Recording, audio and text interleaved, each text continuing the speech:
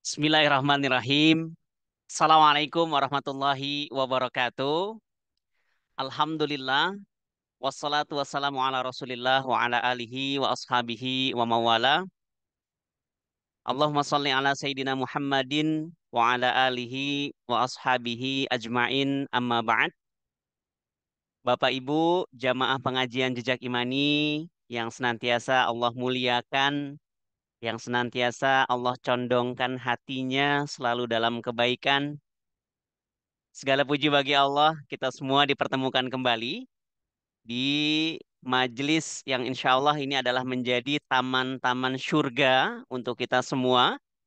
Dan mudah-mudahan niatnya Bapak Ibu semua menghadiri majelis-majelis ilmu ini, ya, khususnya di pengajian jejak imani ini, Allah catat sebagai pahala dan juga ibadah terbaik.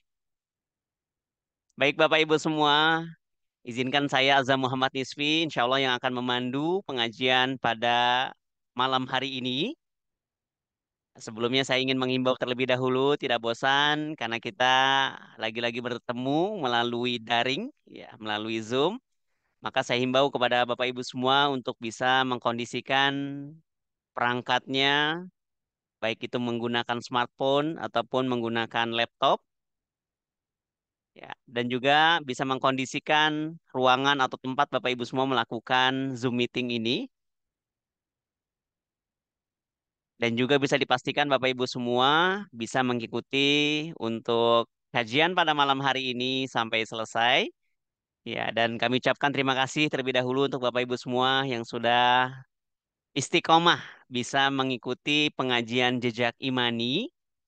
Ya, dan kami juga ucapkan ahlan wa sahlan wa marhaban. Ya, selamat bergabung bagi Bapak Ibu semua yang baru join di pengajian jejak imani.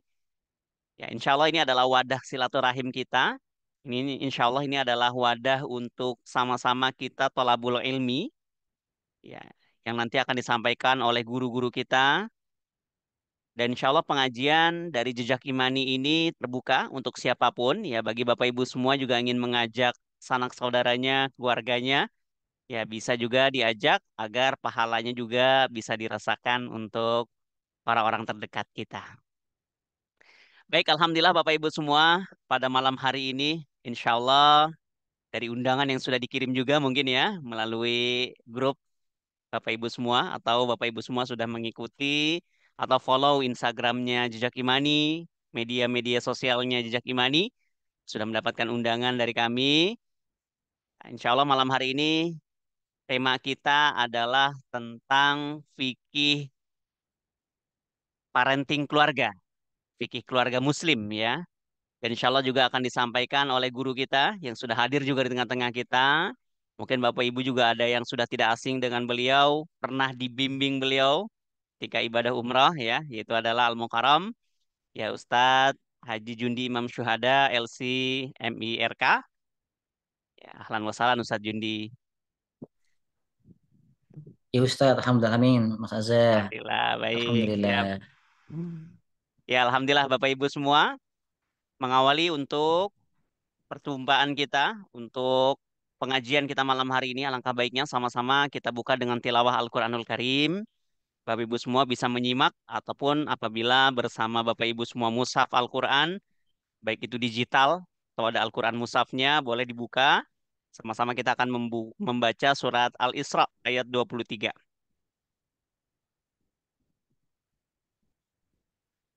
أعوذ بالله من الشيطان الرجيم.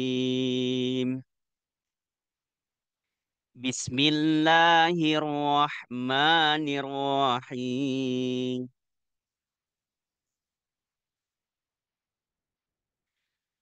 وقضى ربك ألا تعبدوا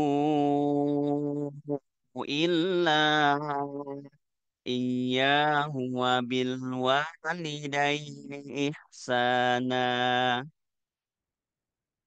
إما يبلغن عندك الكبر أحدهما أو كلاهما فلا تقل لهما أف ولا تقل لهما أف ولا تنهرهما وقل لهما قولا كريما واخفض لهما جناح الذل من الرحمة وقل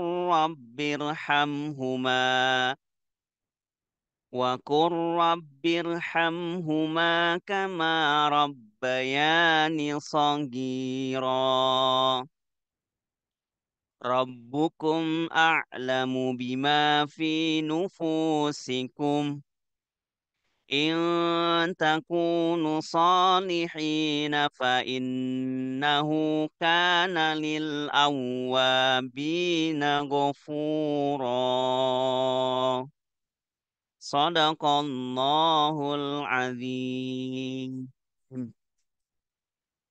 Sadaqallahul azim wa sadaqa rasuluhun nabiyul karim wa nahnu ala dzalika minasyahidin wa syakirin. Semoga dengan tilawah Al-Qur'anul Karim yang kita simak bersama, yang kita bacakan menjadi amalan ibadah kita dan memberikan keberkahan di perjumpaan kita malam hari ini. Amin ya rabbal alamin. Baik Bapak Ibu semua, saya ingin menyapa terlebih dahulu sebelum kita memulai. Bagaimana kabarnya Bapak Ibu semua?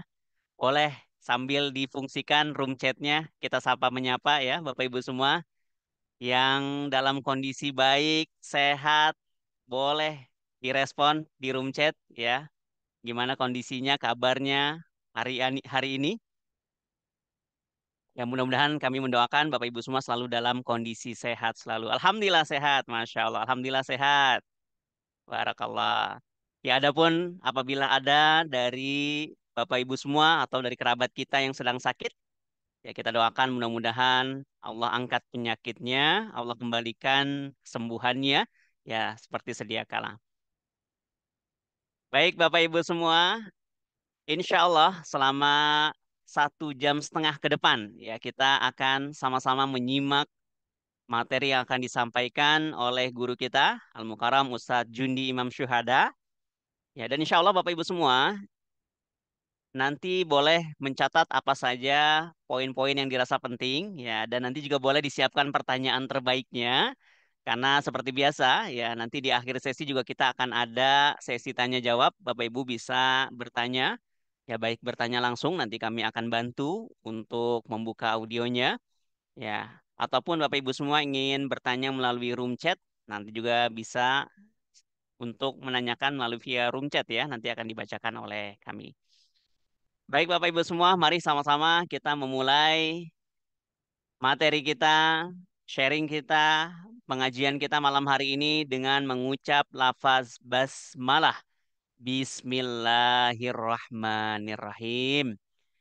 Baik, kepada Al-Mukarram Ustadz Jundi Imam Syuhada, kami persilakan. Tafadhal Ustadz.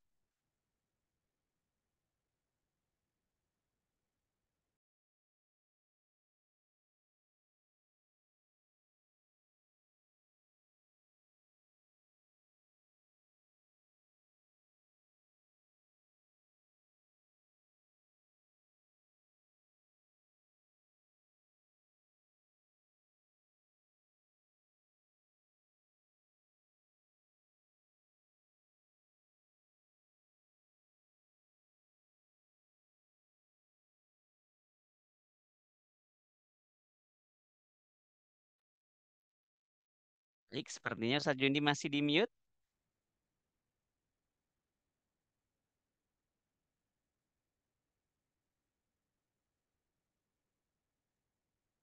Ya, cek tes aman suara kira-kira.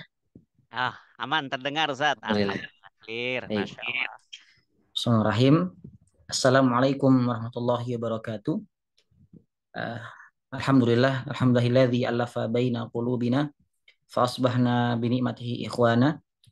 Allahumma shalli wa sallim wa barik wa an'im ala nabiyyina Muhammadin wa ala alihi wa ashabihi ajma'in bi rahmatika ya arhamar rahimin. Yang saya muliakan jamaah sekalian Bapak Ibu dari ujung Pulau Jawa hingga mungkin di luar pulau. Semoga semuanya dalam keadaan baik, dalam keadaan penuh keberkahan, penuh kebaikan, dan juga penuh kenikmatan dari Allah, maka saya mengucapkan selamat datang juga. Dan di antara yang paling utama, sama-sama kita niatkan agar kita bisa mendapatkan keberkahan ilmu. Sebab di antara taman-taman surga itu ya ilmu gitu. Yang kedua, ada seseorang yang dia itu mungkin sholat sunnah dari mulai lepas isya sampai mau subuh. Kata para ulama, jika dibandingkan atau compare antara orang yang semalaman suntuk sholat sunnah dibandingkan dengan orang yang kemudian belajar mencari ilmu, maka timbangan amalnya lebih berat orang yang kemudian belajar.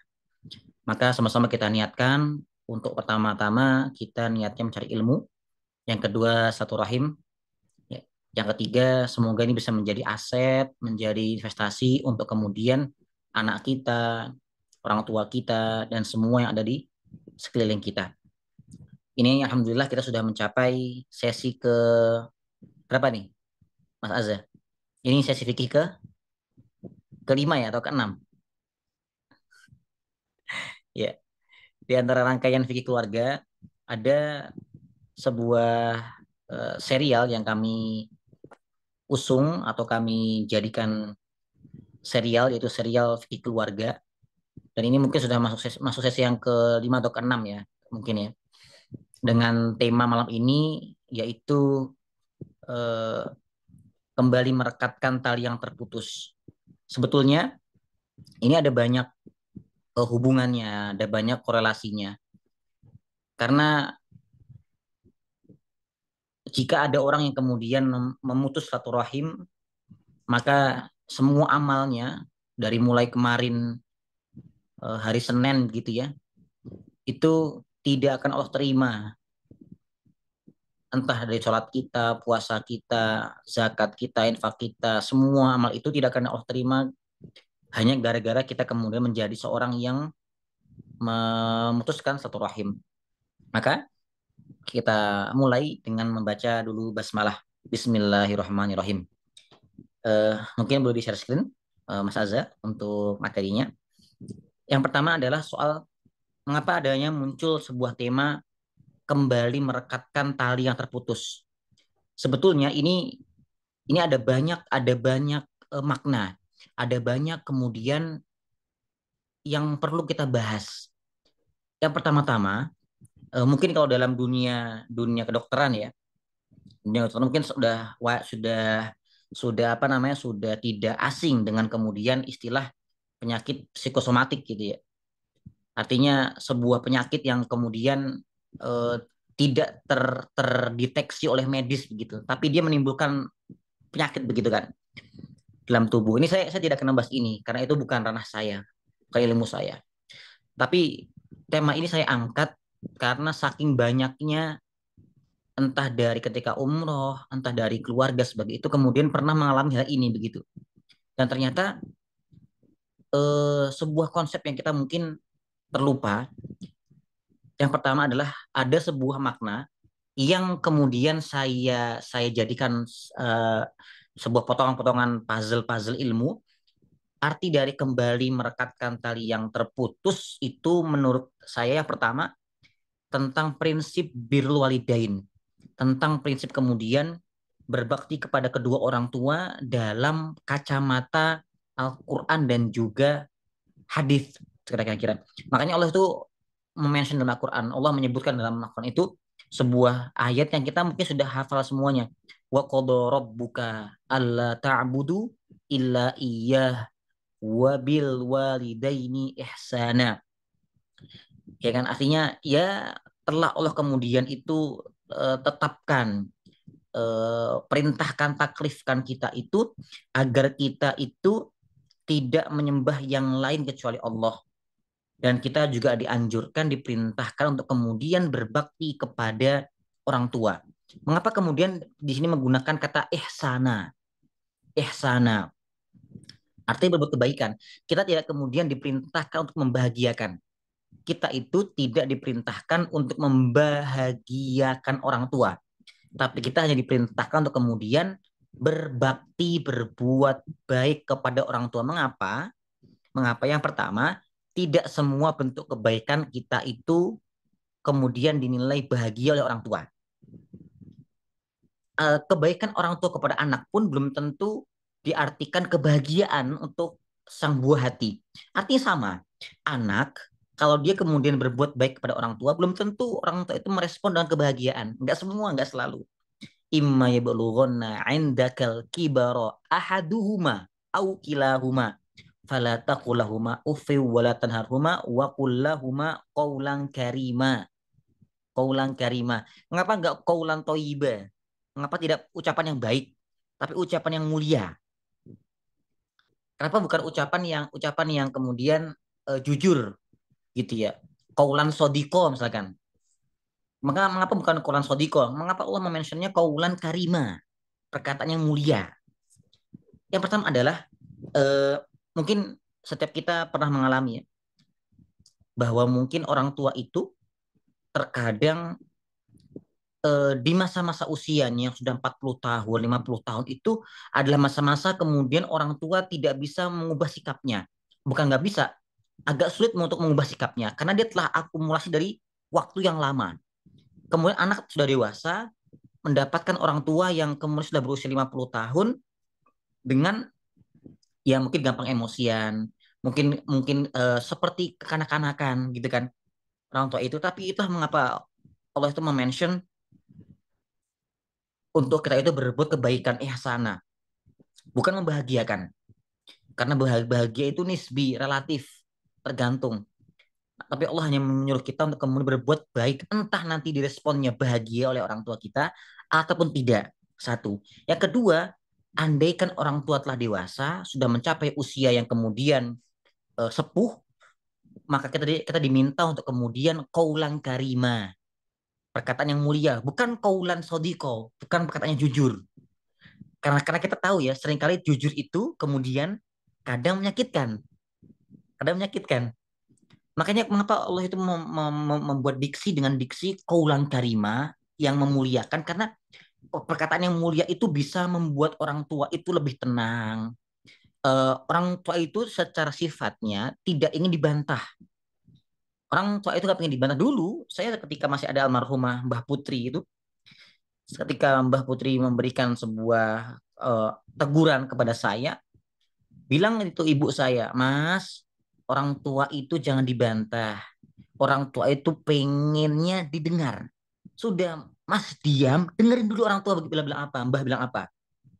Tapi betul, orang tua itu pengennya kemudian didengarkan, dimuliakan, disambut dengan respon yang mulia. Itulah mengapa ada hubungannya antara kembali merekatkan tali yang terputus, ada sebuah makna barangkali ada kerenggangan hubungan antara orang tua dengan anaknya.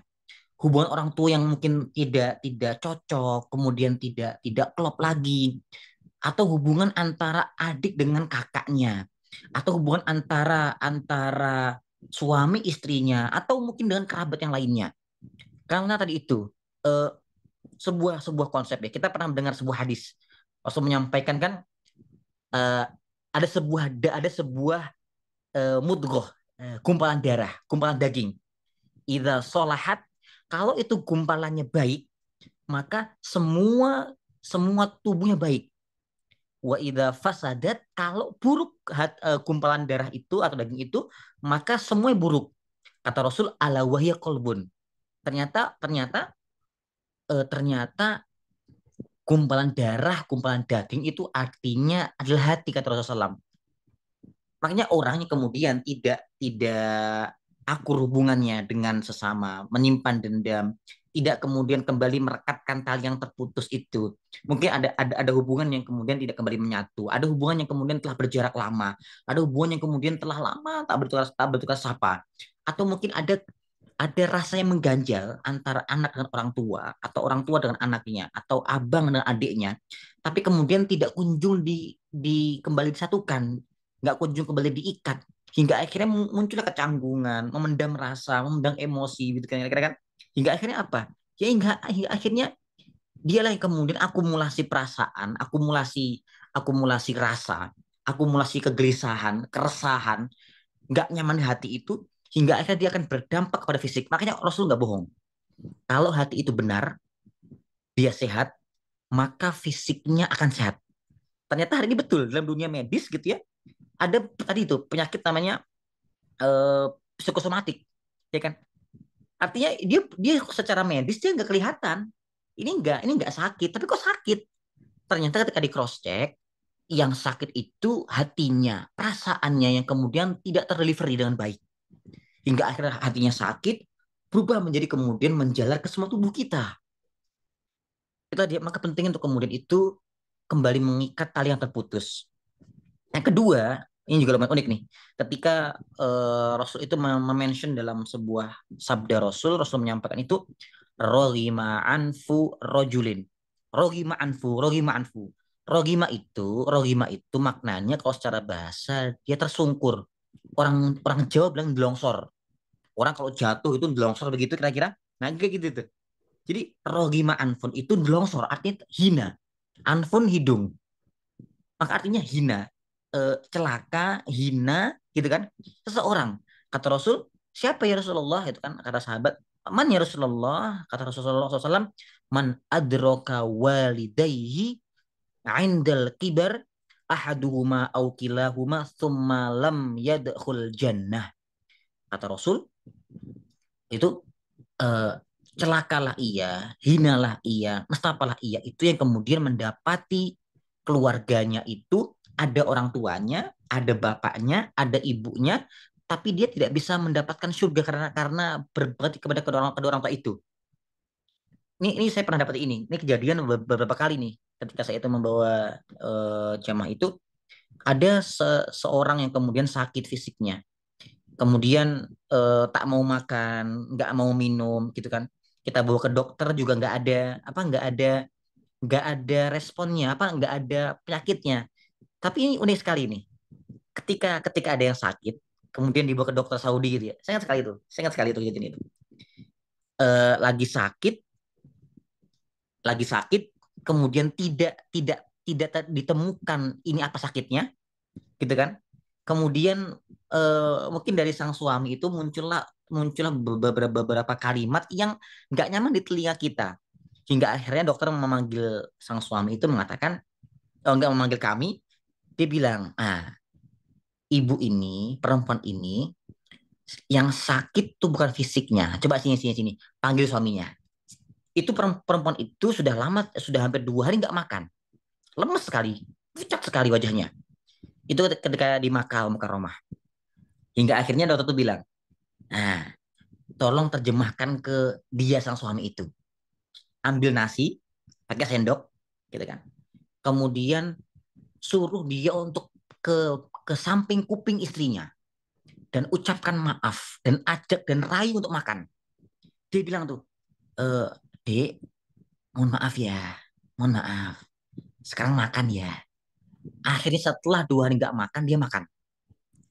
Kata dokter, penyakit perempuan ini di suaminya dan obatnya juga di suaminya. Bayangkan, bayangkan ternyata penyebab penyakit itu bukanlah dari eksternal, tapi internal. Itulah mengapa tema hari ini itu kembali merekatkan tali yang terputus. Maknanya adalah kemudian kembali mengikat, mengeratkan hubungan keluarga yang mungkin renggang. Yang kemudian saya menjumpai juga ini gitu di beberapa teman-teman saya juga ada. Artinya adalah ternyata orang yang paling dekat dengan kita itu orang yang berpotensi membuat kita terluka. Dan ternyata dia pula yang kemudian berpotensi menjadi obatnya. Jadi obatnya.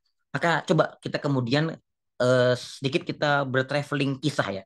Ada sebuah kisah, makanya saya ini mohon maaf kalau Bapak Ibu kurang kurang srek ya, kurang sependapat dengan saya pribadi. Kita boleh pro kontra di sini nggak masalah. Yang penting jujur dalam keilmuan. Eh, ada beberapa kisah yang mengisahkan tentang keteladanan berbakti kepada orang tua. Makanya saya paling nggak suka, saya paling kontra. Maaf ya, ini kalau kalau kurang nyaman mohon maaf. Saya paling kontra dan saya paling nggak setuju dengan ungkapan anak itu wajib berbakti kepada orang tua karena anak punya hutang ke orang tua. Enggak, saya kurang kurang sependapat dengan ini. Saya kurang sepakat dengan ini. Kenapa? Kenapa? Saya pernah menjumpai sendiri tentang bagaimana kemudian seorang anak yang dia kemudian dilahirkan, gitu kan. Kemudian orang tuanya itu pergi meninggalkan sang anak ini sampai mungkin usia-usia SD kelas 5 kelas 6. Hingga akhirnya kembalilah orang tua ini dari perantauan yang di luar negeri, kemudian meminta anak ini untuk kemudian berbakti kepada orang tuanya. Gitu kan. Ternyata anak ini merasa, loh ngapain aku berbakti kepada kamu? Kamu aja nggak pernah ngurusin aku. Kamu hanya melahirkanku, itu pun aku nggak diharapkan. Lalu kau pergi, dan sekarang kau datang meminta padaku berbakti kepadamu, enak banget, aku nggak mau. Saya nggak mau. Pengen, pengen kan? Atau seorang ayah yang kemudian dia ketika hamil istrinya dia pergi, udah kemudian udah tua renta pulang dia ke rumah sang anaknya minta agar dia berbakti mengurusi dia yang sudah tua renta dan sakit-sakitan. Dia nggak mau. Loh, saya ada hutang apa sama kamu? Gitu kan? Tapi saya paling paling pro, saya paling suka dengan Islam yang mengatakan itulah mengapa anak itu kenapa dia mesti wajib bakti ke orang tua bukan karena hutangnya saja, tapi karena Allah yang menyuruhnya. Saya pernah mendapati seorang seorang anak SD itu ketika ketika kita berkunjung ke sekolah-sekolah negeri itu. Saya selalu bilang, nak, nak, baktilah ke orang tua itu bukan karena kamu punya hutang sama orang tua, nak. Tapi berbaktilah ke orang tua itu karena Allah yang menyuruhnya, nak. Karena Allah yang menyuruhnya, nak. Maka berbaktilah, nak, pada orang tua itu karena Allah yang menyuruhnya. Apa jadinya? Saya berikan sebuah hal yang cukup eh, unik ya. Seorang seorang seorang yang kemudian Allah atau Rasul janjikan dengan surganya. Seorang yang bernama Uwais Al-Qarni. Dulu nggak ada yang tahu siapa beliau. Dulu nggak ada yang tahu apa pekerjaannya, apa keistimewaannya gitu kan. Dia hanya seorang pemuda gitu kan yang dari Yaman kemudian eh, apa namanya punya punya impian, punya tujuan untuk berjumpa dengan Rasul. Tapi ia tidak tega untuk kemudian meninggalkan ibunya. Hingga akhirnya hingga akhirnya eh, beliau memilih untuk kemudian berbakti kepada ibunya gitu kan. Tetapi uniknya Rasul Rasul mengatakan ke beberapa orang itu, jika engkau ingin jumpailah, temukanlah atau bertemu dengan seorang ini yang doanya mustajab. Ketika ditelisik, ternyata Uwais ini seorang yang kemudian berbakti kepada orang tuanya. Maka eh, gini, bahasa gampang begini, hubungan hubungan erat antara seorang anak dengan orang tua itu kemudian tidak hanya berlaku atau tidak hanya membawa kebaikan, tapi membawa kebaikan dan keberkahan itu bahkan setelah kematian ibunya, karena berkat doanya sang ibu. Maka hari ini banyak dijumpai gitu kayak banyak dijumpai kemudian anak yang merasa merasa memiliki toxic parent gitu ya hari ini. Maaf ini, bagi saya pribadi itu nggak relevan. Saya tidak sependapat dengan konteks ataupun apa namanya sebuah sebuah slogan gitu ya, toxic parent gitu ya. Saya dimanapun kapan ibu itu memanggil saya akan datang. Tapi ada yang ini juga, orang tua itu nih unik juga nih. Ada beberapa orang tua yang kemudian menggunakan dalil agama agar anaknya itu tunduk patuh pada kemauannya. Jadi orang tuanya kemudian memaksa anaknya, nak kamu pilih A, nak kamu pilih B. Kalau kamu enggak, nak kamu durhaka. Kamu saya doakan doakan yang buruk-buruk, nak. Ini kemudian dikaji oleh para ulama tafsir. Di antaranya Ibnu Katsir dalam tafsir beliau itu mengatakan orang tua, seorang ibu yang kemudian mendoakan keburukan untuk putranya atau anaknya, maka doa itu la yustajab. Doa itu tidak akan kemudian Allah ijabahi manakala memang sang anak itu tidak layak, tidak berhak untuk mendapatkan doa itu. Jika sang anak tidak berhak mendapatkannya dan orang tua mendoakan keburukan, maka doa itu tidak akan berdampak pada anak itu. Tapi manakala sang anak itu memang berhak mendapatkan doa itu, maka ya tentu akan Allah ijabahi. Kan begitu. Tapi itu dia ujung dari mengapa kemudian ada muncullah konsep atau sebuah tema kembali merekatkan tali yang terputus, bermakna adalah kembali kemudian menyatukan atau kembali hangat dengan keluarga, dengan orang tua, dengan kakak, dengan adik. Apa jadinya? Apa jadinya? Seorang kakak dan adik yang dulunya ketika masa kecilnya itu bermain bersama, berbahagia bersama, hujan semua main keluar bersama-sama, ada oleh-oleh dari pasar kemudian saling berbagi gitu kan. Ketika dewasa, masing-masing dengan keluarganya, dengan pekerjaannya, orang tua wafat, ada persoalan mungkin harta sebagainya hingga akhirnya berpisah. Sang kakak seakan-akan tidak lagi mengenal adiknya atau adik yang seakan-akan tidak punya kakaknya gitu kira-kira kan.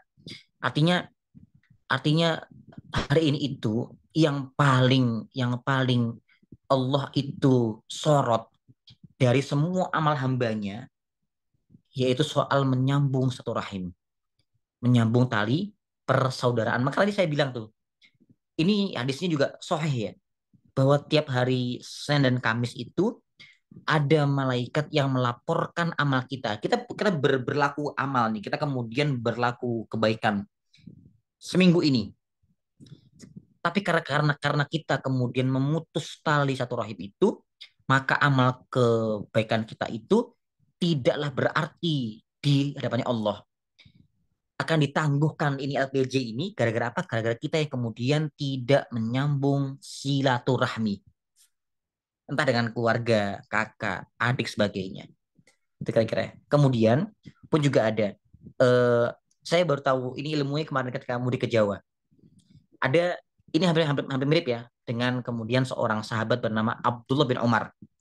Ini seorang seorang segur sahabat, seorang sahabat kecil ya. Dia mungkin SD lah nyantri ke Rasul itu. Anak dari sahabat Umar bin Khattab. Saat Umar itu wafat, maka Abdullah itu merasa kehilangan dan apa ya, merasa kehilangan bapaknya. Tapi dia berusaha untuk kemudian berbakti kepada orang tuanya meskipun telah wafat sang ayahnya. Maka ia kemudian sering menyembelih kambing ya atau sedekah kambing ya atau sedekah, saya sedekahkan kambing ini untuk Allah, untuk ayah saya gitu kan.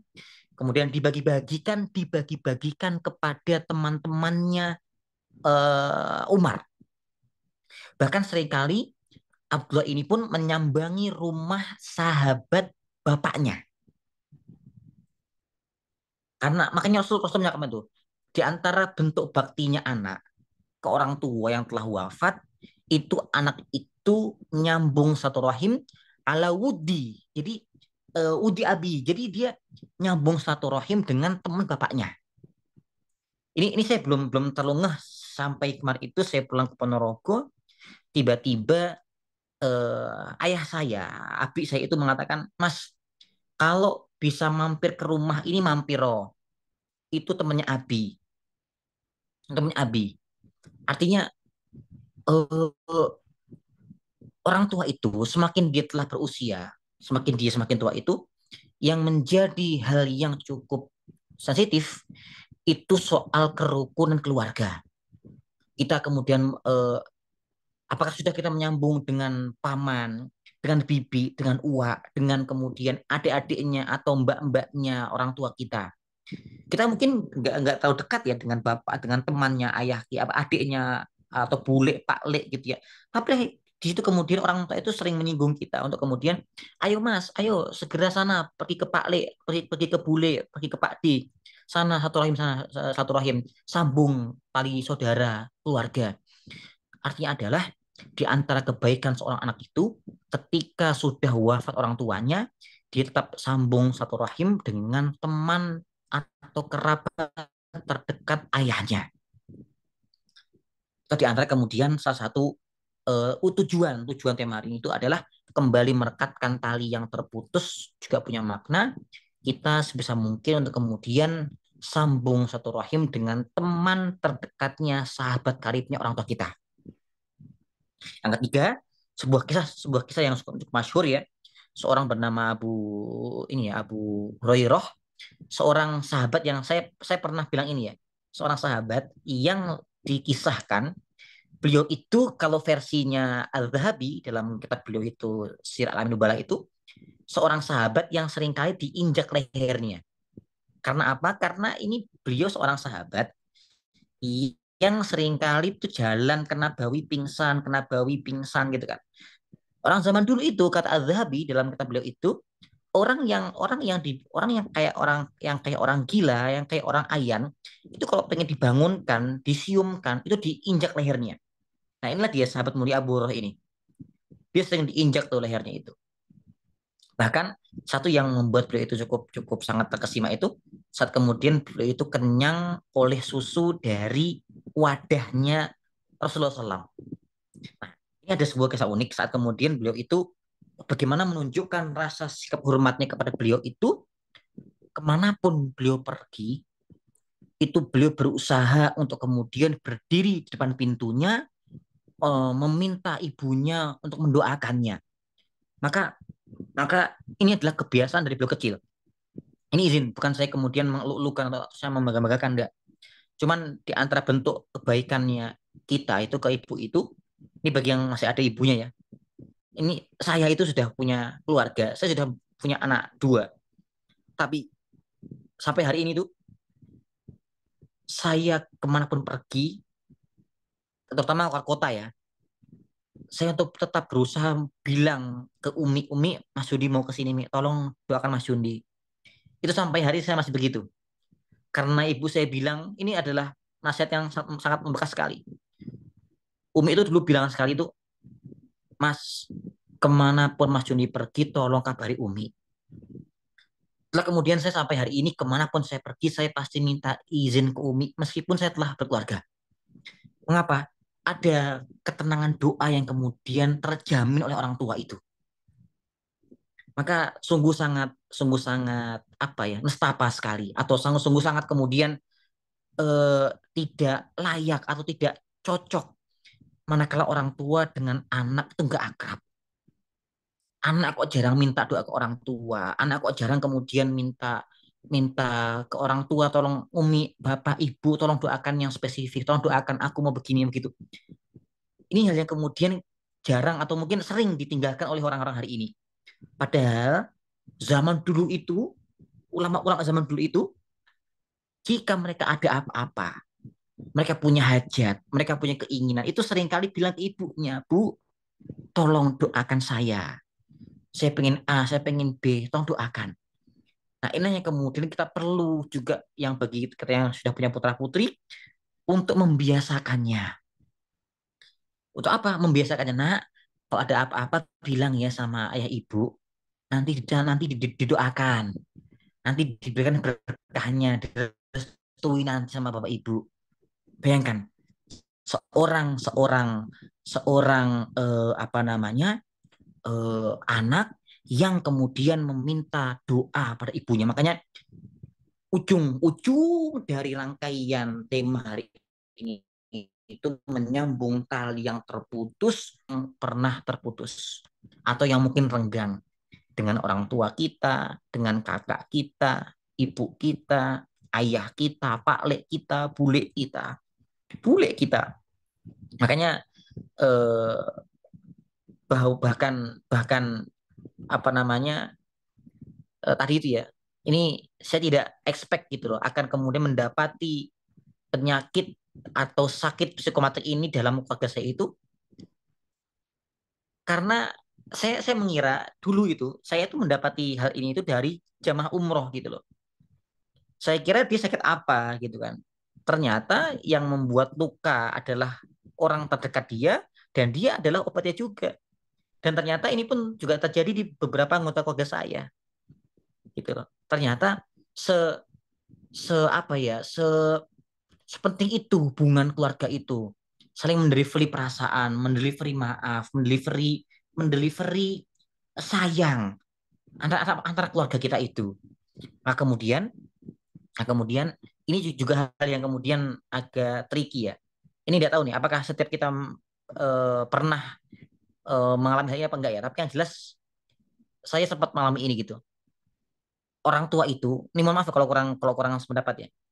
Orang tua itu seringkali mereka bisa untuk membagi harta secara adil. Tapi seringkali orang tua itu belum bisa membagi rasa yang adil. Ada 6 atau 5 anak. Tapi mungkin hanya satu yang dipilih untuk sebagai teman-teman curhatnya, wadah keluh kesah orang tua, ibu. Kadang ada. Dan anak ini kemudian dia harus mendeliverikan ke kakaknya, ke adiknya soal bagaimana ibu itu perasaannya atau ayah perasaannya, gitu kan? Kadang kadang kakak nggak terima, kok ibu lebih dekat kepada adik atau kok adik lebih dekat kepada ibu, gitu kan? Tapi begitulah orang tua itu. Ini tidak semua orang tua, tapi seringkali beberapa orang tua itu dia akan memilih satu dari semua putra itu atau dua dari beberapa putra putri itu untuk kemudian menjadi teman curhatnya, teman keluh kesahnya dia. Nah, terkadang ada kecemburuan tuh, kecemburuan gitu kan, kecemburuan gitu kan, antara kakak adik sebagainya gitu kan, atau kedekatan, kedekatan ibu kepada anaknya, kadang bapak cemburu gitu loh. Kenapa anak lebih lebih cenderung sayang sama ibunya, kenapa nggak ke bapaknya? Tadi mengapa ada seni berkomunikasi, ada kemudian kita berusaha untuk kemudian menyambung atau kita kemudian menjaga agar tidak ada yang retak di keluarga ini. Kita bukan punya tujuan agar kita itu semuanya satu keluarga itu ke surganya Allah. Kan begitu kan? Maka, nah ini ada poin yang kedua, yaitu poin untuk kemudian bagaimana seni atau seorang orang tua yang berusaha untuk mendidik putra putrinya. Makanya saya berikan lagi sebuah sebuah hal yang baru. Makna dari menyambung tali yang putus itu artinya menyambung iman atau menyambung menyambung rasa hubungan kita dengan Allah. Jangan sampai orang tua berjibaku beribadah kepada Allah tapi anaknya luput dari ibadah pada Allah. Ada sebuah nama yang kemudian Allah sebutkan sebagai nama surat, di bernama Luqman Al-Hakim. Ini unik nih. Jadi Bapak Ibu sekalian yang memiliki anak yang mungkin super aktif gitu ya. Anak yang punya permasalahan dengan teman sebagai itu, ini Luqman Al-Hakim, seorang anak, seorang seorang seorang manusia yang anaknya pernah murtad, kemudian kembali lagi ke pangkuan iman. Dia pernah terputus dari Islam itu hingga akhirnya kembali menyambung lagi iman itu. Seorang seorang laki-laki bernama Luqman Al-Hakim, dijuluki sebagai Al-Hakim. Dulu itu, dulu itu, eh, eh, dulu beliau seorang penggembala kambing. Nah, kemudian dia punya teman sejawat tuh, sesama teman sejawatnya, sama sesama penggembala kambing. Tiba-tiba setelah beberapa waktu temannya ini datang ke Lukman Al-Hakim. Dia bilang, Lukman, bukankah engkau dulu itu adalah orang yang juga sama sepertiku, hitam, dan kemudian kita tuh menggembala kambing. Mengapa hari ini engkau menjadi Al-Hakim, orang yang punya hikmah-hikmah? Mengapa orang-orang datang kepadamu meminta hikmahnya apa? Lukman mengatakan, karena aku terbiasa jujur dan aku tidak mengurusi sesuatu yang bukan urusanku. Itu kata Al-Hakim tuh. Kata Lukman Al-Hakim. Lukman nggak kemudian kita tahu ya ayatnya kan, ya bunayya la tusyrik billah inna syirka la zulmun azim. Kita hafal itu ayatnya itu wasiatnya Lukman kepada putra-putranya atau kepada putranya, tapi itu wasiatnya nggak kemudian langsung muncul, itu ada historikalnya, itu ada beberapa kisah-kisah dulu atau ada alasannya gitu loh, mengapa tiba-tiba Lukman itu bilang seperti itu. Kan gitu. Mengapa mengapa Allah itu menjadikan keluarga Lukman itu sebagai potret agar menyambung tali yang terputus? Mengapa enggak keluarganya Rasulullah? Mengapa enggak keluarga Ibrahim? Mengapa enggak keluarga yang lainnya? Dan kalau Lukman, memang ini ikhlas ulama nih. Ada yang bilang beliau itu nabi, ada yang beliau itu bukan laki-laki yang soleh. Tapi yang jelas, eh, ada beberapa ulama yang kemudian memotret seni Lukman itu untuk bisa kemudian bermujahadah mengembalikan putranya ke pangkuan iman. Bagaimana kemudian usahanya Lukman itu untuk bisa kembali mengislamkan putranya. Dengan apa? Dengan beberapa nasihat. Makanya eh, penting kita sebagai orang tua itu juga tahu bagaimana agar anak itu menerima nasihat kita, menerima nasihat orang tuanya. Yang pertama, kita pernah mendengar sebuah ayat Allah mengatakan, "Walaqad ataina Luqman hikmata anishkur lillah wa may yashkur fa innama yashkuru li nafsih wa man kafara fa innallaha ghaniyyun hamid." Yang kedua, Allah juga bilang wa id qala Luqman li banihi wa huwa ya'idhuhu ya bunayya la tusyrik billah. Ini ada sebuah dua ayat dalam dalam serial kisah Luqman Al-Hakim itu. Kalau tadi di awal kita menyimpulkan bahwa makna menyambung tali yang putus adalah menyambung satu rahim keluarga, menyambung kekerabatan ulang dengan keluarga kita, dengan kakak kita, dengan bude kita. Artinya teman-teman kita lah, teman-teman sebagainya gitu. Tapi yang kedua, soal bagaimana kemudian orang tua itu bisa kembali menyambungkan tali iman atau mengokohkan tali iman anak-anaknya, gitu kan? Makanya yang pertama ada dua pelajaran penting yang kita bisa mungkin dapatkan itu. Yang pertama adalah orang tua itu kalau dia ingin nasihatnya didengar oleh anaknya, maka jadilah orang tua yang memiliki hikmah dan pandai bersyukur. Kita pernah mendengar mendengar sebuah sebuah ungkapan khairon kathiro, khairon kathiro, kebaikan yang banyak. Kan kalau kita bilang syukron, jazakumullahu khairon katsiro gitu kira-kira ya. Gitu ya. Kita bilang membalasnya afwan gitu kan. Ternyata khairon katsiro, kebaikan yang banyak itu Allah hanya mention dalam dua surat dan pada dua orang saja. Kata-kata khairon katsiro itu tertuju pada dua orang. Yang pertama adalah seorang suami yang bersabar pada istrinya. Khair katsiro. Yang kedua, yaitu pada orang-orang yang punya hikmah. Yang punya hikmah. Jadi kita agar anak itu mendengarkan nasihat apa nasihat kita, petuah kita, wajangan kita itu, maka jadilah orang tua yang memiliki hikmah dan syukur yang tinggi. Yang kedua, kedua eh, jadilah sebagai orang yang mencontohkannya. Artinya sebuah nasihat kalau itu keluar dari hati maka tentu dia harus berbuah sebagai amal. Berbuah sebagai amal. Makanya kira-kira orang bertanya, kira-kira apa hikmah itu? Apa hikmah itu? Dan seringkali ini tidak hanya berlaku bagi orang tua ke anak ya. Seringkali seringkali paman kita atau orang lain itu dia akan kemudian mau atau hatinya tergerak untuk lebih dulu minta maaf, lebih dulu menyambung satu rahim, lebih dulu menyambung tali gara-gara mendengarkan nasihat yang penuh hikmah. Kira-kira apa hikmah itu? Hikmah itu yang pertama adalah bagi orang tua yang terus belajar. Orang tua yang terus belajar. Yang kedua, sebuah ilmu, sebuah pemahaman, sebuah maklumat yang itu tertanam dengan baik dan terasah sehingga bisa berbuah pada amal.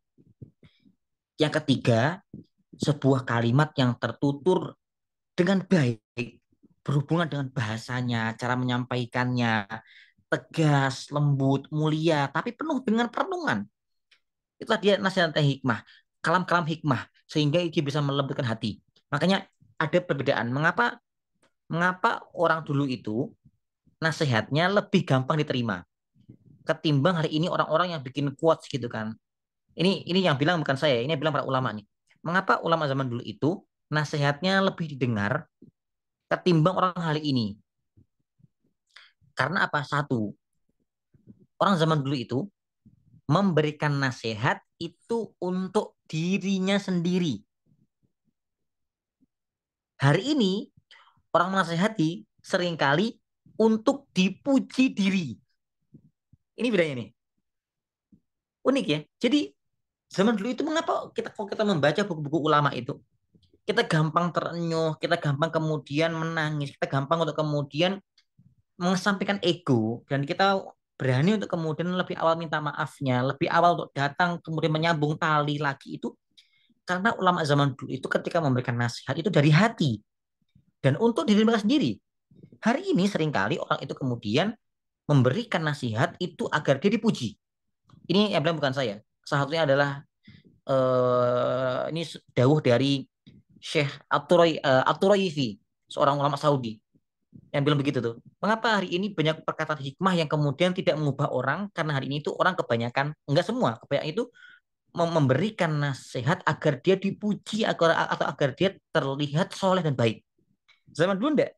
Zaman dulu itu orang dipuji atau memberikan nasihat itu agar apa? Untuk juga diri mereka sendiri. Kira-kira kan? Maka ada poin yang berikutnya soal bagaimana mengapa hubungannya seperti sini ya? Menyambungkan tali yang terputus itu juga bermakna orang itu kalau dia sampai berani atau dia bisa untuk ego disampingkan, kemudian dia lebih awal minta maafnya, lebih awal dia untuk menyambung satu rahim lagi, meskipun dia terlukai, tapi dia lebih berani lebih dulu untuk kemudian mendapatkan atau mengangkat tangannya untuk meminta damai gitu kira-kira kan. Mengapa? Agar sebagai langkah dia bersyukur pada Allah. Langkah dia bersyukur. Ingatlah, ini sebagai kisah penutup ya. Ini semoga ini bisa menjadi hikmah bersama-sama. Bapak muliakan, surga itu banyak jalannya. Surga itu banyak caranya. Tapi unik adalah ada satu orang yang membeli surga, mendapatkan golden ticket ke surga hanya karena dia seringkali memaafkan orang lain sebelum ia tertidur, pantang tidur, sampai ia memaafkan orang lain. Hari esoknya ia berjumpa dengan orang itu seperti tidak ada apa-apa. Dia merekatkan tali itu. Andai kemarin terputus tali itu, malamnya dia akan benahi. Akan dia jahit lagi tali itu, pagi harinya seperti kembali terikat lagi tali itu. Nggak terputus karena apa? Karena dia ingin membeli surga lewat pintu maaf. Maka malam ini, hari ini, tidak banyak orang yang kemudian memiliki hati yang lapang. Tidak banyak orang yang kemudian memiliki hati yang mudah memaafkan. Tidak sedikit pula ini kisah nyata Bapak Ibu sekalian. Tapi ini jangan di ini ya, contoh ya. Ini nyata ini. Ini baru beberapa minggu kemarin.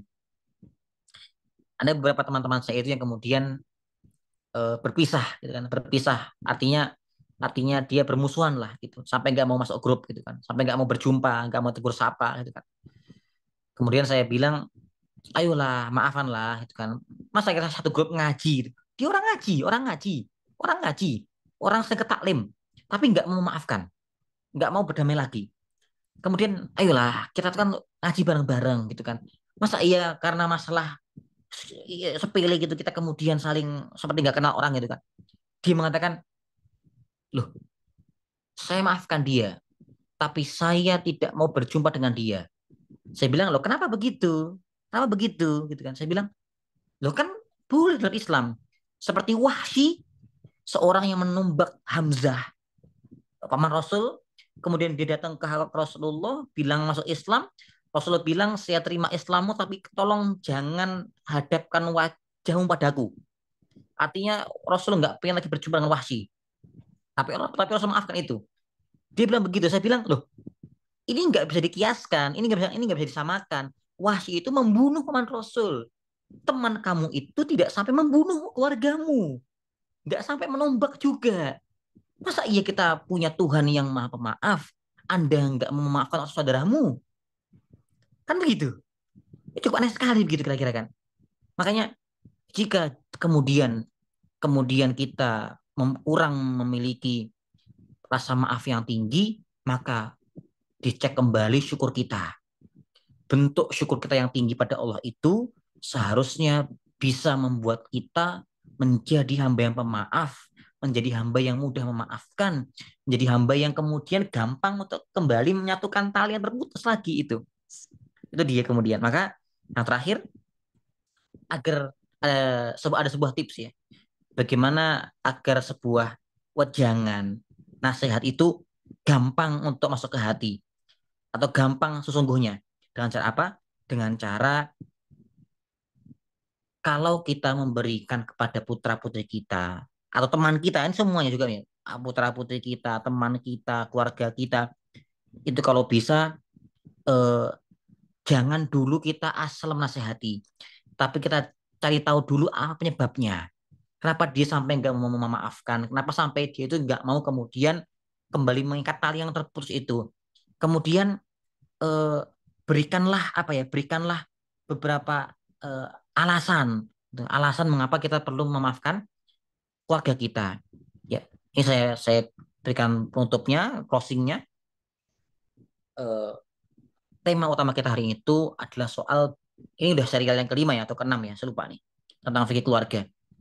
Tema kemudian kembali kembali mengikat tali yang terputus itu maknanya adalah kita itu menjadi orang yang kembali mengikat atau kembali menyambung hubungan yang sempat terputus, terutama soal hubungan keluarga dengan orang tua, dengan ayah, dengan ibu, dengan kakak, dengan teman kita, dengan keluarga jauh kita.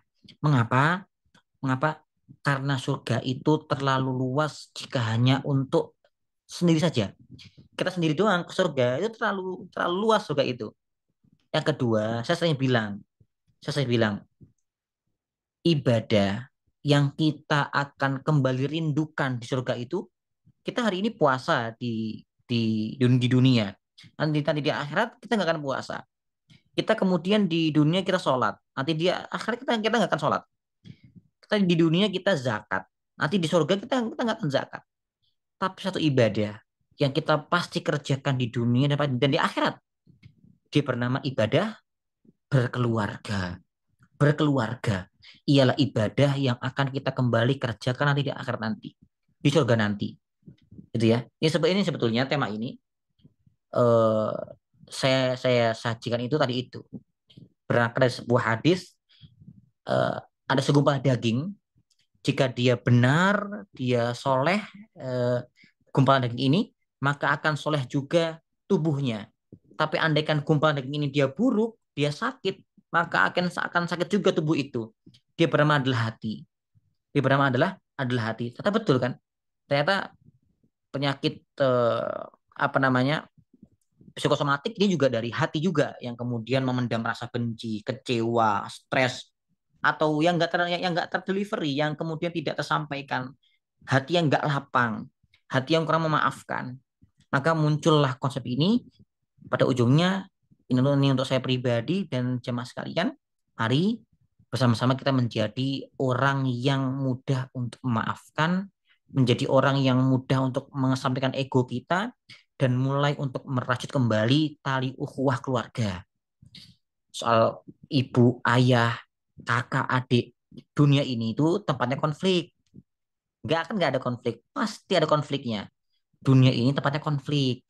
Tetapi ingat, konflik yang terbaik dia yang kemudian terselesaikan dengan cara yang baik.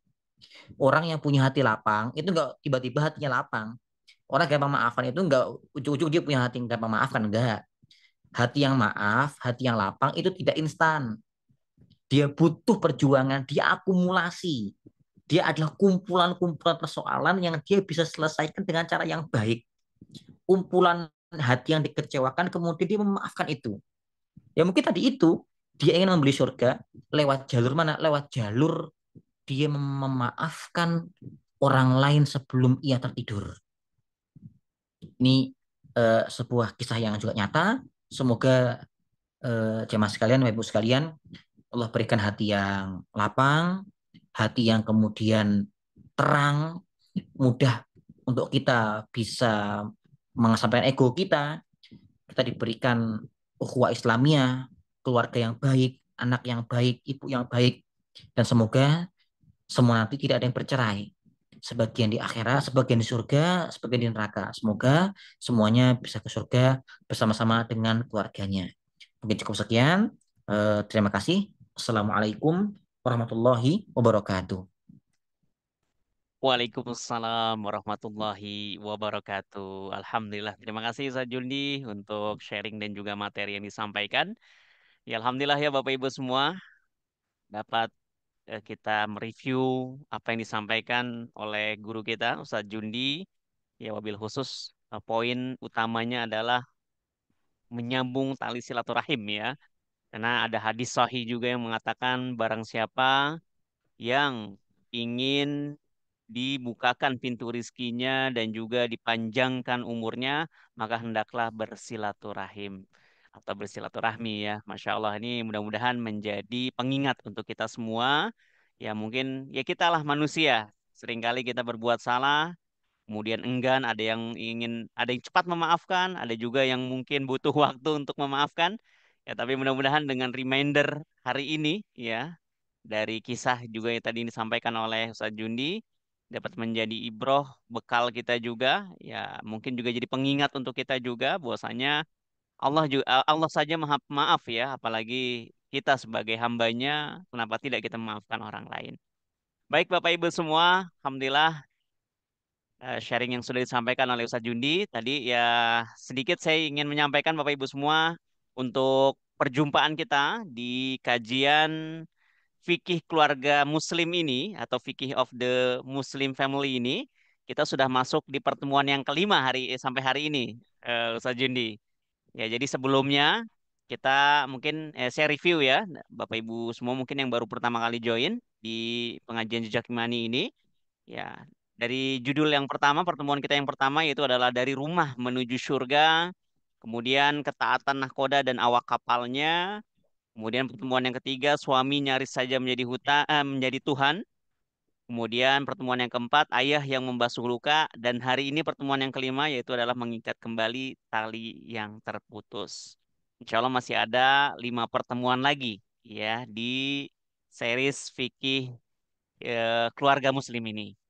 Baik Bapak Ibu semua, baik kita akan buka sesi tanya jawab bagi Bapak Ibu semua yang sudah menyiapkan pertanyaan terbaiknya, boleh disampaikan melalui room chat ataupun yang ingin bertanya langsung. Masya Allah ini ada yang sudah memulai untuk raise hand ya. Kami akan mendahulukan dulu ya untuk yang ingin bertanya langsung dari Bapak Dedi. Terbaca di akun yang tampil di Zoom ini, Pak Dedi, boleh dibuka video dan juga audionya jikalau memungkinkan. Masya Allah. Tafadhal. Silakan Bapak. Oh, suaranya ya. Baik, sebentar kita bantu untuk unmute. Baik, kedengaran Pak Azhar suara Baik, saya. boleh Bapak Dedi. Baik, Assalamualaikum Ustaz Jundi. Waalaikumsalam warahmatullahi wabarakatuh Bapak. Monggo Bapak silakan. Halo, salam. Baik, Ustaz, terkait dan tadi yang Ustaz bilang bahwa eh, kita sama saudara harus saling memaafkan ya Ustaz ya. Tapi kalau posisinya Ustaz, jika saudara itu yang memutuskan hubungannya, kayak misalnya dia memblok WA kita Ustaz, nah itu apakah yang kayak Ustaz bilang amalan Senin Kamis itu akan tetap tertunda Ustaz? Padahal yang memutuskan itu dari awal bukan kita gitu. Nah, itu selanjutnya itu kita harus bagaimana ya Ustaz ya bersikap karena kalaupun kita misalnya menyampirinya dia ya datang ke yang memutuskan itu mungkin akan ada penolakan yang bikin mungkin kita "Oh, kok tambah sakit hati gitu saja. Mungkin mohon pencerahannya ya Ustaz ya. Terima kasih. Ya, baik Bapak. Izin Pak menjawab Pak. Ini eh, pernah juga ya, ini di spill oleh para ulama. Ada orang yang dia itu lebih awal minta maaf. Pun juga ada orang yang dia terkena konsekuensi karena tidak memaafkan. Maka jika ada orang datang minta maaf, ternyata orang atau lawan kita itu dia tidak mau minta maaf, tidak mau memberi maaf, dia tidak mau kemudian tangannya terangkat menyambut tangan kita, maka kata para ulama itu, maka telah gugur kewajiban kita minta maaf dan tanggungannya atau konsekuensinya karena dia nggak memaafkan itu tanggungannya adalah tanggungan antara Allah dengan orang yang tidak memaafkannya. Artinya adalah kalau Bapak kemudian sudah minta maaf duluan, Pak, sudah berusaha, sudah berikhtiar untuk meminta maaf kepada saudaranya, tapi setelah itu dia tidak mau memaafkan, maka telah gugur kewajiban Bapak juga. Arti-arti kewajiban minta maafnya gitu, Pak. Dan nanti tinggallah konsekuensi orang yang tidak mau memaafkan dengan Allah langsung. Karena Allah itu maha pemaaf. Maka orang yang tidak mau memberi maaf, maka dia terkena ancaman Allah gitu, Pak. Nah, yang kedua eh, pun juga gugur ancamannya Allah bagi orang yang kemudian tidak menyambung satu rahim. Karena Bapak kan sudah berusaha untuk kemudian menyambung satu rahim, Pak ya. Berusaha untuk mendekat, berusaha untuk memberikan apa namanya pelukan hangat gitu kan, Pak. Tapi ditolak, maka ya sudah gugur. Artinya tetap insya Allah amal itu akan Allah terima. Tinggal orang yang tidak mau menerima maaf kita itulah kemudian yang mendapat ancamannya Allah. Jadi mungkin itu Bapak. Allah lebih sawab. Terima kasih Ustaz. Lanjut. Ya, baik. Terima kasih, Pak Dedi. Baik, selanjutnya. Oh, ini masih ada yang ingin bertanya langsung ya dari akun atas nama Amalia, Ibu Amalia. Boleh dibuka audio dan juga videonya bila berkenan. Boleh, Ibu, Ya, disampaikan pertanyaannya. ya, baik, terima kasih Ustadz Aza, terima kasih Ustadz Jundi atas penyampaiannya. Assalamualaikum Bapak Ibu, Ustadz izin bertanya. Tadi kan ini topiknya mengenai silaturahmi ya Ustadz, terutama kepada keluarga, baik termasuk kerabat juga ya Ustadz atau teman. Nah itu bagaimana ya hukumnya Ustadz kalau kita memutus atau menghindari silaturahmi dengan orang yang memang akhlaknya ini kita tahu buruk gitu atau kita bisa nilai akan merusak diri kita atau keluarga kita. Nah itu apakah boleh ya Ustadz menghindari seperti itu gitu walaupun sesama Muslim. Walaupun ada juga ya yang hadisnya dibilang kita nggak boleh memutus lebih dari 3 hari. Nah, tapi kalau kita tahu ini buruk dan kita memang udah mengakhiri begitu Ustadz berteman gitu, itu apa boleh ya Ustadz? Terima kasih Ya, Ustadz penjelasannya. sama-sama Mbak. Baik, Mas Ibu. Baik Ibu. Ini tidak ada apa namanya benturan. Maka Rasulullah menyampaikan itu almar'u ala dini khalilihi. Orang itu tergantung dari temannya. Kalau kita pengen tahu orang lain, pengen tahu kayak apa iman iman dia, ya kita pandang temannya. Ini satu. Makanya ada anjuran untuk berteman dengan teman-teman yang baik. Yang kedua, yang kedua, eh, tidak datangnya ibu atau tidak tidak ikut berkumpulnya ibu dengan teman-teman yang mungkin kurang baik itu bukan berarti sebagai pemutus satu rahim. Artinya kalau dia nyapa ya kita bales. Kalau dia apa namanya bertanya kita jawab kan Bu. Artinya artinya berteman atau bermuamalah seperlunya dengan semua orang. Artinya dia memberikan apa ya sapa, kemudian mengajak undangan sebagainya. Kalau memang undangannya bagus, isinya bagus, dan sekiranya ibu akan mendapatkan kebaikan, maka datang. Tapi kalau undangan itu mungkin sekiranya isinya hanya gibah, isinya mungkin hanya untuk kemudian ngomongin orang lain sebagainya, ya ibu nggak usah datang. Dan itu pun tidak termasuk ke dalam, nggak termasuk ke dalam orang yang tergolong memutus satu rahim Bu. Itu nggak termasuk. Itu nggak termasuk. Tadi saya baru banget tadi saya itu apa namanya eh baca-baca buku. Baca-baca buku saya baru menemukan sesuatu, Bu. Sesuatu ini dalam bahasa Arab, Bu. Saya coba ini Bu, artikan ke bahasa Indonesia. Jadi ini yang menulis seorang ulama bernama Syekh Mahmud, seorang orang Mesir nih. Saya suka membaca beberapa sastra gitu. Tadi banget setelah maghrib saya baca itu, saya baca buku itu. Jadi kata beliau itu, kalau saya bahasakan ke bahasa Indonesia itu menjaga jarak dengan orang lain itu seperti mobil yang menjaga jarak dengan kendaraan ketika di jalan raya. Kalau terlalu dekat tertabrak, tapi terlalu jauh juga nggak bagus juga. gitu. Artinya adalah setiap orang itu, kata-kata beliau, kita itu kita itu terlalu dekat dengan orang yang buruk atau akhlaknya buruk, yaitu nggak bagus buat kita. Karena kita sangat mungkin terkontradiksi, apa, sangat mungkin kita terinfluence lah. Sangat gampang kita itu tercemar gitu, Bu. Nah, maka kalau kita tahu gitu orang yang nggak baik, ya ibu jangan mendekat lagi. Artinya jangan terlalu dekat lah gitu. Tapi tadi itu, Bu, ibu tidak termasuk ke dalam orang yang eh, masuk ke dalam ancamannya Allah. Tapi ibu termasuk ke dalam orang-orang yang menjaga agama ibu, menjaga iman ibu, menjaga apa? Menjaga agar tidak terkena dampak buruk dari yang lainnya. Kira-kira begitu, Ibu, kira-kira. Wallahualam bishawab. Baik, terima kasih Ustadz. Sama-sama, Ibu. Ya, baik. Terima kasih Ibu Amalia. Kita masuk di pertanyaan yang ada di room chat, Ustadz. Ya, bagaimana Ustadz cara menghindari retaknya ukhuwah hanya karena perbedaan pendapat, Ustadz? Ini pandangan, berbeda pandangan pendapat nih, Ustadz. Iya, izin. Izin menjawab. Ini saya dulu pernah banget kayak begini ketika awal-awal kuliah saya dulu ya. Orang baru baru pertama kali belajar, banyak pengingkarannya, banyak ingin berdebatnya, merasa lebih berilmunya, merasa lebih pintar pandainya, hingga akhirnya berdebat. Tapi eh, semakin dia itu kemudian belajar, semakin dia banyak baca buku, dia akan semakin mudah untuk memberikan toleransi ke yang lainnya. Maka kalau ada silang pendapat begitu, bagaimana sikap kita? Sikap kita ya kita jangan ikut-ikutan apa ya, berantemnya gitu. Saya lebih cenderung untuk menghindari perdebatan gitu. Makanya Rasul itu menyampaikan Allah akan menjanjikan, Allah akan memberikan sebuah istana di surga itu bagi orang yang meninggalkan debat kusir meskipun dia benar. Jadi kalau misalkan ada teman mancing-mancing debat, kita jangan terpancing gitu. Kita jangan jadi ikan, tapi kita ya menghindar gitu. Entah nggak merespon atau entah kita mencari topik yang lainnya. Tadi itu tuh saya ingat betul, Bu, Pak Bapak ya.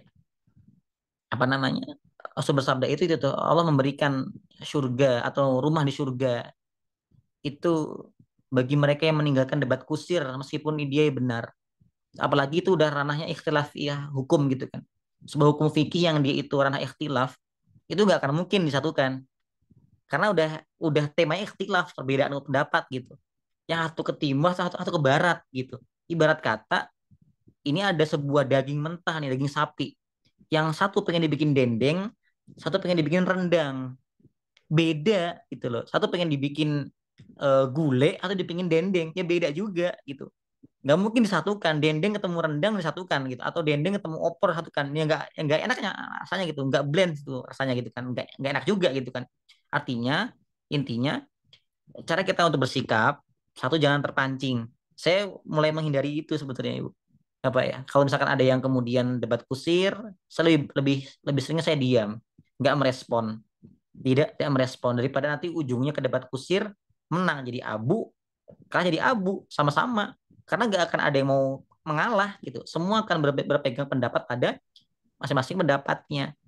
Itu kalau masuknya karena ikhtilafiyah gitu. Jadi ada namanya sebuah buku eh, ini karya Al-Qardawi itu tentang menyikapi hukum ikhtilaf atau menyikapi hukum perbedaan pendapat.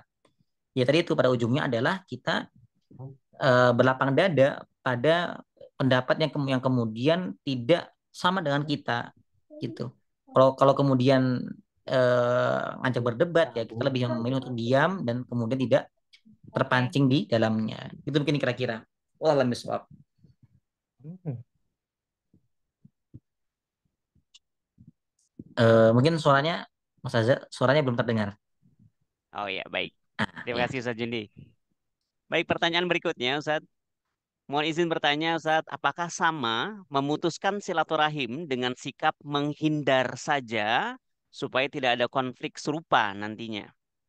Ya, ini berbeda ya, berbeda antara orang yang dia itu lebih menghindari agar agar tidak ada konflik gitu ya. Dengan memutus satu rahim. Kalau memutus berarti dia udah lagi nggak ada hubungan gitu. Disapa nggak bales, dijapri nggak bales, di salam nggak jawab salam gitu. Itu dia memutus tuh gitu. Tapi kalau dia menjaga jarak itu boleh-boleh saja. Boleh-boleh saja. Apalagi tahu kita misalkan orangnya sentimen, orangnya ini gampang tersinggung, orangnya ini gampang marah, gampang kemudian dia akan hati gitu kira-kira ya.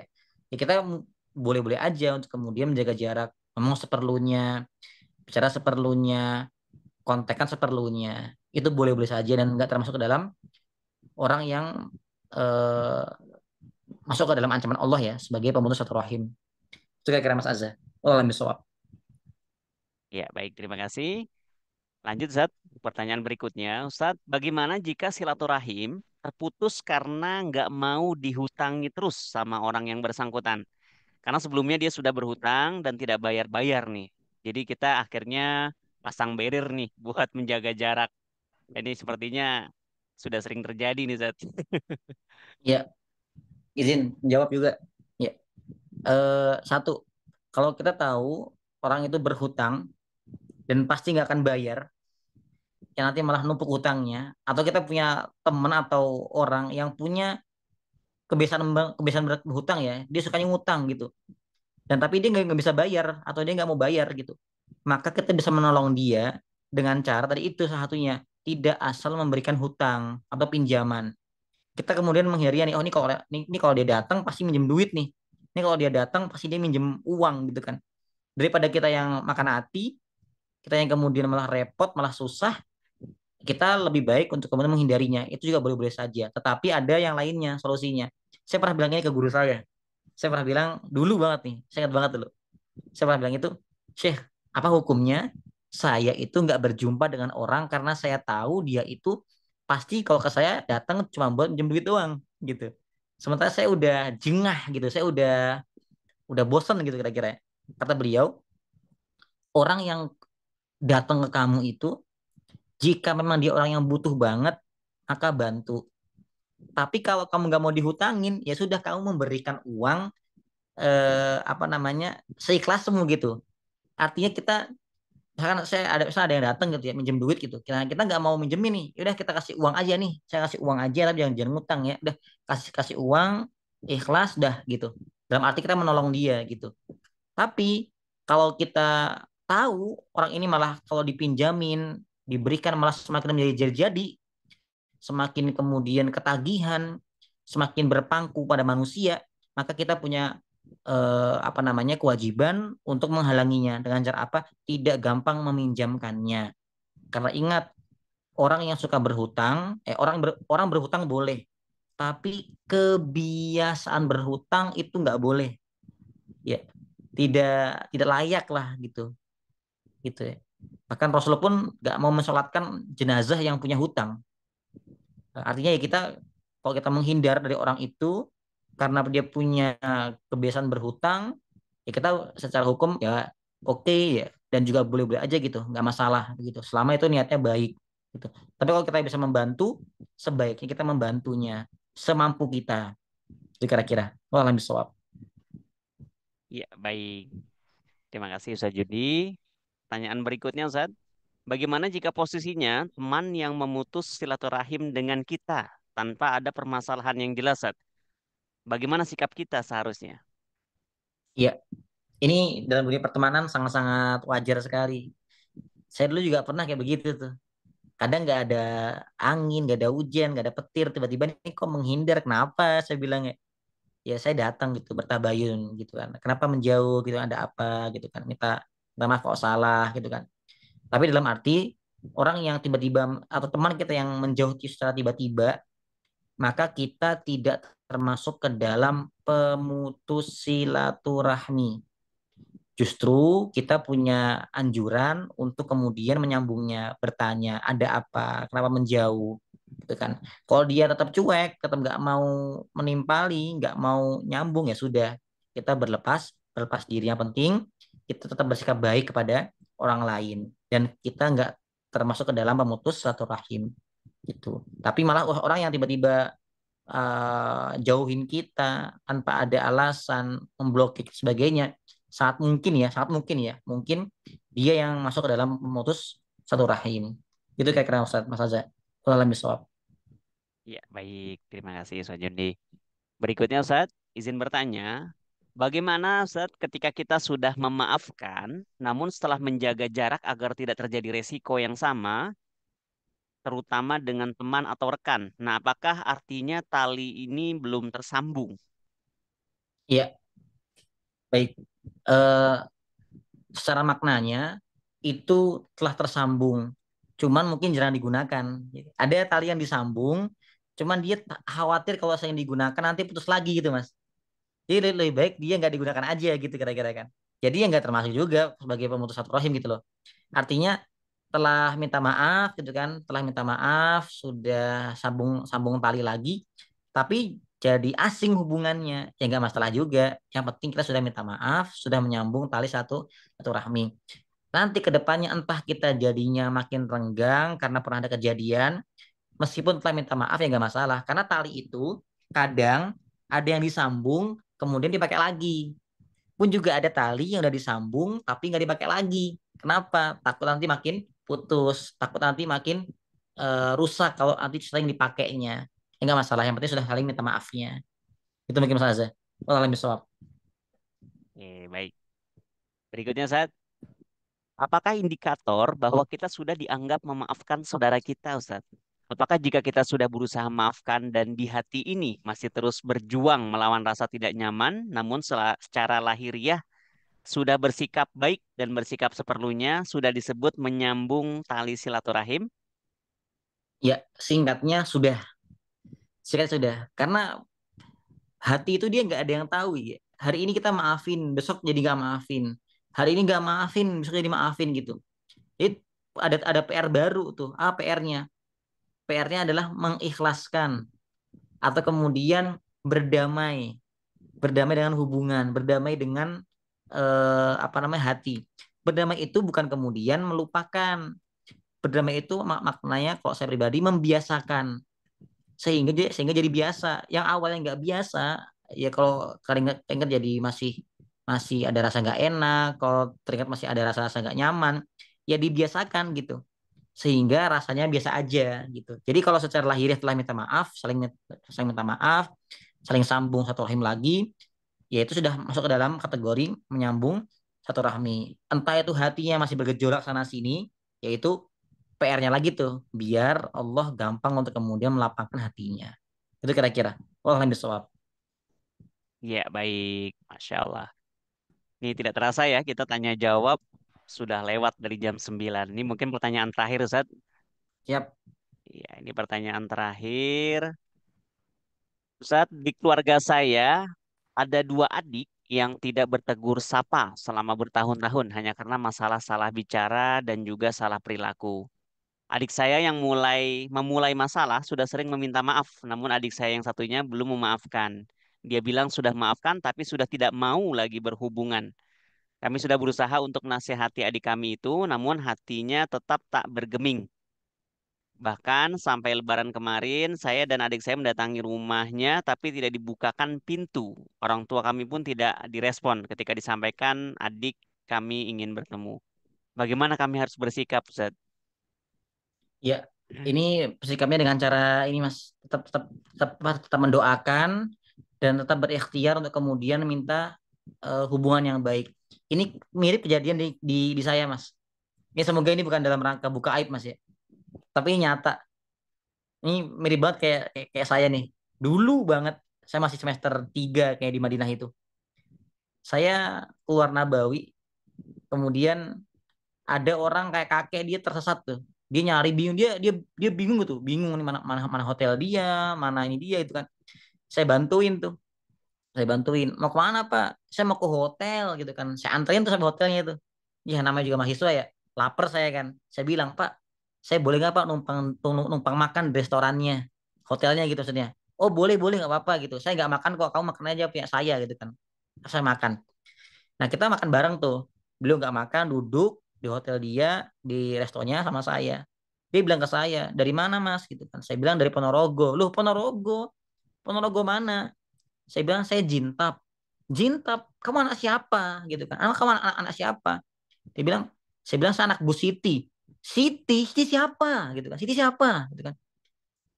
siapa nama mbah kamu gitu kan. Saya sebutkan tuh mbah saya gitu kan, nama mbah saya. Loh, itu saudaraku, kamu tuh cucuku. Gitu kira-kira kata beliau kan. Saya pulang liburan tuh akhirnya. Saya pulang liburan, saya bilang tuh ke bude-bude saya. Saya cek ke bude-bude saya, ke mbah saya, langsung langsung ada respon begini. Lain kali jangan ditolong gitu kira-kira. Dia itu menganggap keluarga kita itu miskin. Lebaran berkali-kali kita nggak boleh ke rumah dia. Gitu kira-kira kan. Tapi hari itu, tahun itu, Lebaran itu ternyata dia datang ke rumah mbah saya untuk minta maaf setelah bertahun-tahun kemudian apa namanya tidak ada hubungan yang baiknya. Artinya apa? Artinya seringkali keluarga itu memiliki hubungan yang retak, gitu kan. Maka untuk hari ini gitu ya, untuk case ini tetap berusaha untuk kemudian mendoakan. Kemudian yang kedua, ikhtiar untuk kemudian menyambung satu rahimnya. Entah nanti doa itu Allah ijabahi dengan kemudian tersambung kembali karena cucunya, anaknya, itu sangat-sangat bisa aja gitu kita kira kan. Sangat bisa-bisa aja gitu. Jadi tetap berusaha. Kalau memang sudah capek ya sudah, tinggal mendoakan saja. Tinggal mendoakan semoga Allah berikan hati yang lembut untuk sang adiknya sehingga bisa menerima maaf. Ya gitu Mas Azza. Allah akan bisa. Ya, baik. Ya, semangat ya Ibu Seli ya yang bertanya tadi. Ya, mudah-mudahan Allah berikan kelembutan hati untuk adik-adiknya dan semoga siapapun ya di antara kita semua yang hadir pada malam hari ini yang mungkin punya masalah dengan keluarga, dengan kerabat ya atau sedang ada konflik ya mudah-mudahan segala bisa terselesaikan, bisa terhubung kembali, bisa saling memaafkan antara keduanya ya dan semoga kita semua termasuk golongan orang-orang yang selalu bisa memaafkan orang lain ya Amin. sehingga Amin. Allah juga memaafkan segala kesalahan-kesalahan kita. Baik Bapak Ibu semua, tidak terasa waktu 1 jam setengah ya kita sharing bersama, kita mendengarkan materi dan juga saling memberikan pertanyaan ya.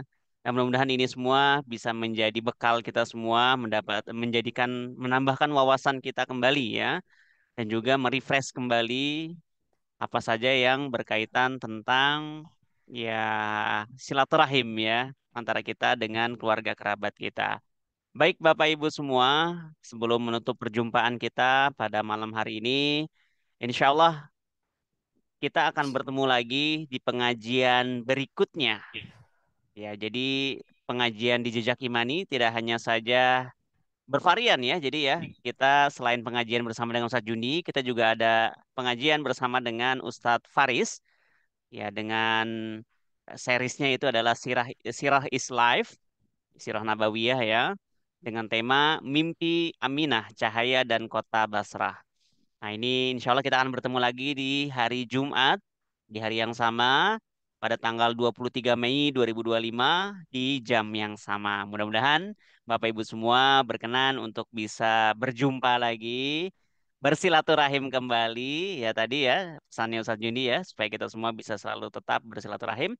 Dan juga boleh Bapak Ibu semua mengajak kerabat sanak saudaranya agar majelis ini bisa kita ramaikan dan juga pahalanya juga bisa kita rasakan bersama. Baik Bapak Ibu semua, sebelum kita menutup perjumpaan kita, mohon izin, mohon berkenan Ustadz Jundi untuk bisa memimpin doa untuk kita semua. Baik, mari sama-sama kita berdoa, kita serahkan pada Allah pada setiap hati kita, dunia kita, akhirat kita. Sama-sama dulu kita beristighfar. Astaghfirullahaladzim wa atubu ilaih. Astaghfirullahaladzim. Allahumma sholli wa sallim ala Muhammadin. Rabbana zalamna anfusana wa illam taghfir lana wa tarhamna lanakunanna minal khasirin. Rabbana dhunubana wa kaffir anna sayiatina wa tawaffana ma'al abrar. Allahumma alif qulubana. Allahumma alif qulubana fid dunya wal akhirah.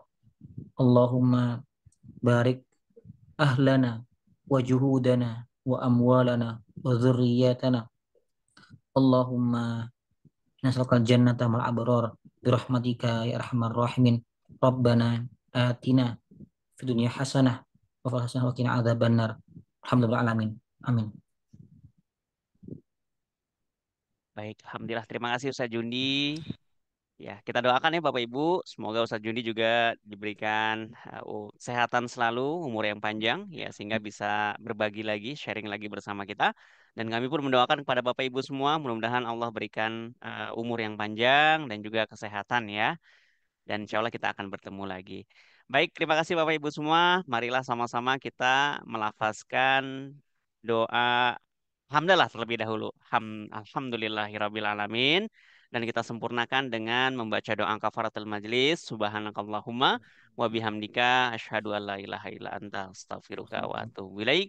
Terima kasih Bapak Ibu semua. Selamat beristirahat. Sajundi selamat beristirahat. Terima kasih. Billahi taufiq wal hidayah. Wassalamualaikum warahmatullahi wabarakatuh. Waalaikumsalam warahmatullahi wabarakatuh. Waalaikumsalam warahmatullahi wabarakatuh.